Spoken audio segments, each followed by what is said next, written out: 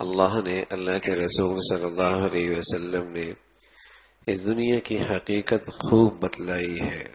اس لیے کہ آپ علیہ الصلوۃ والسلام فرمایا کرتے کہ اگر کوئی شخص اس دنیا کی حقیقت سے بے خبر رہا اور اس سے دھوکہ کھا گیا اور اس پہ فریفتہ ہو گیا تو ساری برائیوں کی جڑ یہی تو ہے، پھر ساری برائیوں میں مبتلا ہوگا۔ حب الدنیا رأس کل خطیہ، ہر خطا کی جڑ دنیا کی محبت ہے۔ دنیا کی جاہ، دنیا کا مال، دنیا کی زمین، دنیا کا زر زمین زن، ہاں، سارے جھگڑوں کی بنیاد ہے۔ زر زمین زر، سارے جھگڑوں کی بنیاد ہے۔ جاہ، شہرت، عہدے، منصب، یہ سارے فساد کی بنیاد ہے۔ دنیا ہی تو ہے۔ حب الدنیا رأس کل خطیہ۔ تو اللہ کے رسول صلی اللہ علیہ وسلم نے اس دنیا کی حقیقت خوب بتلائی ہے۔ کبھی تو آپ علیہ الصلوۃ والسلام اپنے ساتھ اٹھنے بیٹھنے والوں کو مختلف انداز سے مثال دیا کرتے۔ راستے میں گزر رہے ایک مرا ہوا جانور پڑا ہوا ہے، جس کی ہڈیاں، جس کا گوشت کا حصہ، جس کے جسم کے بال بکھری ہوئی ہیں، جسم سے علیحدہ ہیں۔ فرمایا کہ اسے کون اپنے گھر میں لے جائے گا؟ کہ یا رسول اللہ، اس کو، بدبودار کو، حرام چیز کو، مری ہوئی ہے، اسے کون اپنے گھر میں لے کے جائے گا؟ فرمایا اللہ کے ہاں اس دنیا کی حقیقت اس سے بھی کم تر ہے۔ اس کی حقیقت اللہ کے ہاں اتنی بھی نہیں ہے۔ تو اللہ کے نبی نے صلی اللہ علیہ وسلم نے کبھی یوں فرمایا کہ الدنیا سجن المؤمن و جنت الکافر، دنیا مومن کے لیے قید ہے۔ کوئی جیل میں رہنے والا کتنا ہی وی آئی پی اور تمام سہولیوں سے میسر ہونے کے باوجود بھی جیل میں رہنے والا چاہتا ہے گھر چلا جاؤں، اگرچہ اس کا گھر چھوٹا ہے، جیل میں اسے ساری تعلقات کی وجہ سے سہولیات میسر ہیں، لیکن پھر بھی اس کی چاہت ہے گھر جاؤں، یہاں سے گھر جاؤں۔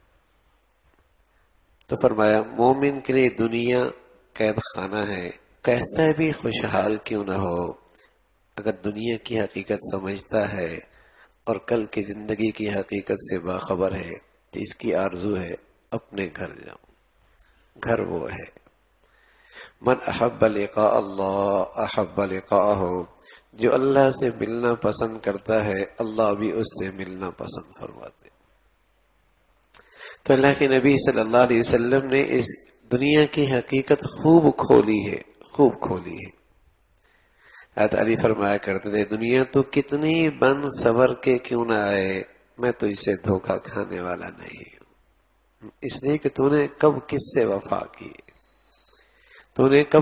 وفا کی ہے، کس کے ساتھ رہی ہے، اتنا اکٹھا کیا، اتنا مال کیا، اتنا سب کچھ بنایا، لیکن لمحے کی بات ہے دنیا اسے اپنے تمام تر سامانوں سے اٹھا کر من مٹی کے نیچے چھوڑ کے آ جاتی۔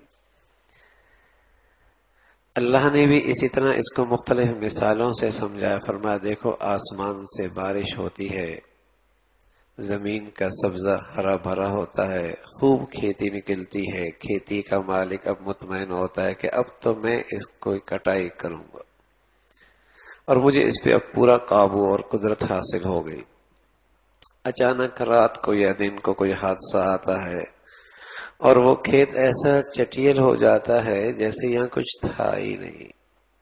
ہاں فلاں تھا نا بھائی، ایک وقت آتا ہے زبان تو کیا دل و دماغ سے بھی نکل جاتا ہے، کوئی تذکرہ ہی نہیں کرتا، ختم ہو گیا، زبانوں سے تذکرے مٹے، دماغ سے اس کا اثر مٹا، تو ایسا جیسے یہاں تھا ہی کوئی نہیں۔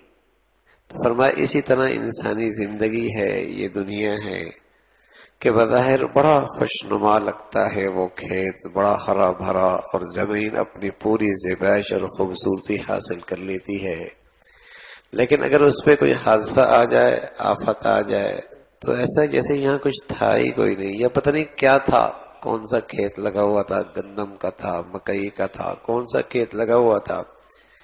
تو اسی طرح اس انسانی زندگی ہے، بڑا شہرہ ہوتا ہے، بڑا نام ہوتا ہے، بڑے تذکرے ہوتے ہیں، اور ایک وقت آتا ہے لوگ اس کے تذکرے چھوڑ دیتے ہیں اور دل و دماغ سے اس کا تاثر ہی مٹ جاتا ہے۔ فرمایا یہ دنیا کی حقیقت ہے۔